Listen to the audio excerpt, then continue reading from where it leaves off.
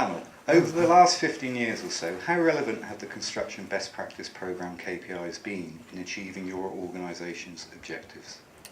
Bob Simpson, have the best practice KPIs and the industry's response to those key performance indicators helped in achieving ASDA's objectives?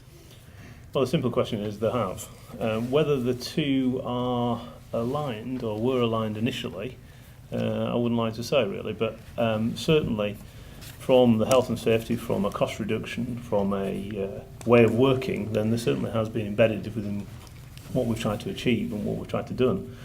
In terms of our health and safety record, for example, I know that one of the KPIs was to improve that enormously, and we, like many of our competitors, have taken that very, very seriously. So much so now that we are actually helping the HSE write another document that actually pushes the construction industry forward. So I would say yes, it has. Thank you. Andrew Jarvis, what's the view from a local authority perspective? Okay, well, from the local authority, obviously we're publicly funded, and for us to be able to show that we're getting good value and we're doing our works on programme and to cost, and we are responsible in the way that we deal with health and safety is very important. These key performance indicators are a tool for us to prove, to show that we are actually achieving that. And to my elected members, my community, it's very important that we are seen to be giving value for money, both in terms of the quality of the product which we produce, the schools and the fire stations and so on, which are constructed, and also in terms of the quality of the service which we provide. If they weren't there, I would have had to invent my own. So I would say they have been very useful. They also help me, of course, compare the performance which I am providing within Gloucestershire with other authorities, other people who are doing the same type of work nationally. And I'm pleased to say, of course, Gloucestershire is doing very well in its performance when it compares with other organisations. So I would say also, I would agree, they have been a great help to us in supporting our business. Thank you. David Adamson, what's your view? You've procured quite a lot of buildings in previous roles. You've also done some work for the OGC and other government bodies and so on. What's your view on this? I think some of the facts are fairly clear. Certainly from a Treasury point of view and National Audit Office, that reports done pretty dispassionately showed that over the period from 1999 to 2005, most of the client-related indicators, their satisfaction with projects, which you might say started at a low level, a low baseline, but most of them had gone up over that period between about 9 and 16%. The number of projects, the proportion of projects in the public sector that finished on time nearly doubled in that time. Now, there may have been some defensive accounting. People may have defined things a bit differently, but nevertheless, the statistics are pretty clear. As far as the money is concerned, it's very difficult to say were the percentage reductions in costs. Latham was going for 30%. Egan, in his rather different way, with his usual modesty, 50%. It's very difficult to say because what do you compare with what? What would costs have been otherwise? Very difficult because what are you comparing with? But the National Audit Office, in its report of 2005, March 2005, made it very clear that as a consequence of these new ways of working to these new KPIs, about £2.6 billion had been saved of taxpayers' money against what would have been spent had these reforms, particularly to do with longer-term relations and those key KPIs there. Admittedly, they said a hell of a lot more could be achieved and was being achieved, but that figure of 2.6 is pretty clear. I think more particularly, and this is perhaps something you perhaps wanted to get into at this stage, but the concepts of longer-term value, there were KPIs that were brought up in that time, particularly in Latham. And I think it is actually quite interesting now to see that Latham, who started off in the mid-90s constructing the team, and then was pretty well sidelined when the new government came in, the new Labour government came in later on that decade, that really the political imperative, the huge amount of power of the sort of the Egan and Mandelson, Brown, Prescott that really sidelined the Latham agenda almost entirely.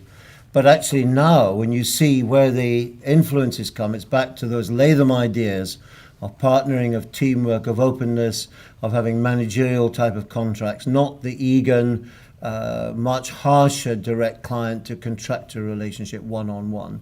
That's now gone, I think. Was Egan a distraction or? Well, it was a change. I think it was a very interesting period. I mean, there was clear evidence, which has never been rebutted, that before the 97 election, it was very clear to everyone that Labour was going to get in. And there were evening meetings between those four gentlemen I've just mentioned. I may say, blindsighting the Shadow Minister for Construction, Nick Rainsford, who was sublimely unaware these meetings were going on. But they were saying, how could they take this reform movement, re-spin it to be New Labour? So in a sense, it was a distraction initially because there was a considerable getting rid of those bits of progress which had been achieved. But it brought with it tremendously powerful political backing and enormous financial. I mean, the amount of money that was poured in to the Egan Review and to Movement for Innovation, that achieved a lot of things that the Latham could not do, because Latham was at the end of a very tired government, in my view, and it just couldn't. It did get the Construction Act as a bill. It was the Labour government that actually put it through, but it really didn't have the power to get penetration into the industry, and it didn't go regional. One of the great things about Egan was, through Constructing Excellence, which kind of took over from Movement Innovation, it got regional, and I think actually the Southwest is in part based here. So it's really working its way through. It wasn't a distraction, there was conflict, but if you take the best of both, I think that's where we are now. Okay. Una Goldsworthy, what's the view from a social housing perspective? Clearly the Housing Corporation, as it was very supportive and encouraging and even coercing in housing associations, RSLs, to adopt best practice. So coming slightly at a limb, really, I didn't even know there were construction KPIs, so that's how knowledgeable our sector is about them. I think one of our concerns is that we have, as a sector, so many different KPIs that we have to abide by in terms of regulation. And there's certainly a move amongst the public sector generally, isn't there, I think, about cutting back on the number of performance indicators that we have to measure. There was the news yesterday about the hospital and chasing the targets, and I think that's a reminder for all of us about being really careful about the things we measure and the things that are important. And I think from my perspective, I think that some of the trends that are coming about looking at the outcomes are much more important than looking at some of the processes that perhaps we've measured too much before. And I think particularly around that is the measure about customer satisfaction that we've not been terribly good at measuring. And I have my experience is all about procuring housing and from housing developers and from small builders. And I have to say, I don't know how many of you might be in the audience now, but the aftercare is, in my experience, over many years, universally abysmal. So actually getting them up and built and ready, and sometimes they're on time, but that's not the problem. The problem is actually when they're finished and the aftercare service that we tend to get. And that reflects on us as housing associations, because we measure, we ask our customers how satisfied they are with our repair service, with how we look after our homes. And that's the thing that always trips us up, about whether contractors come back and do the defects in the year, 2 years, 3 years, 4 years, 5 years, even sometimes after the properties are completed.